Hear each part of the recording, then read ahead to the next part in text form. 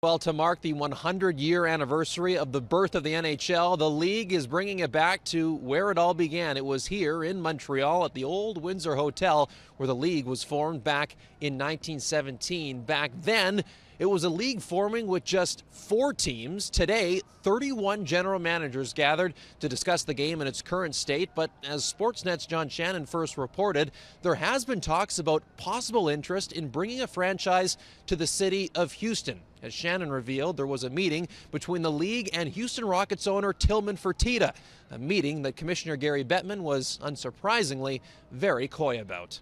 All I said was there was a report from sources that the new owner of the Houston Rockets had met with me. I neither confirmed nor denied the sourcing or the article, and my reaction is, if there is in fact genuine interest from Houston under the appropriate circumstances, whatever they might be, we might be in a position to take a look at it.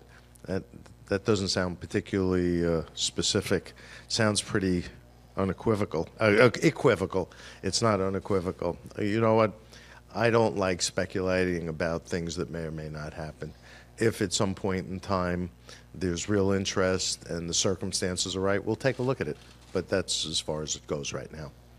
Pleased to be joined by Chris Johnston of Sportsnet.ca and Hockey Night in Canada. And Chris, when you consider the recent interest now potentially with the NHL in Houston, Seattle, of course, in there as well, maybe for the first time in a long time, Chris, is there some legitimate concern with some of the Canadian markets?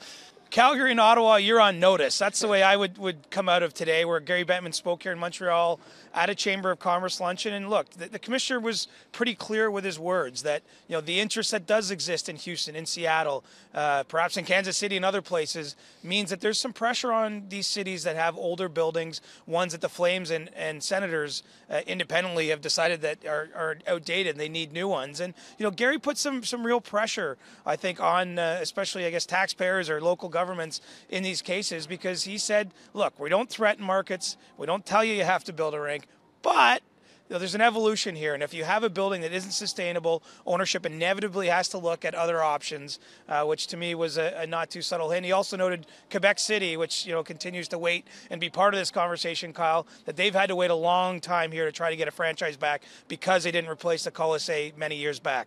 Now, thankfully for the general managers that met here on Friday, they were not haunted by the ghost of Eddie Livingston when they met at the site of the old Windsor Hotel. However, they did discuss, Chris, coaches' challenges. They looked at a number of different goaltender interference plays, but potentially a rule change could be coming with penalties and overtime?